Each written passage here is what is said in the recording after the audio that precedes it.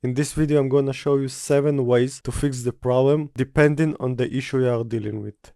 Okay, let's start with the first one. OpenArt AI sometimes limit generation when traffic is high.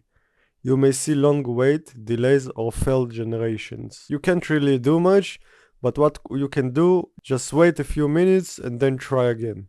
If it's still not working, try to generate during low traffic hours, late night or early morning.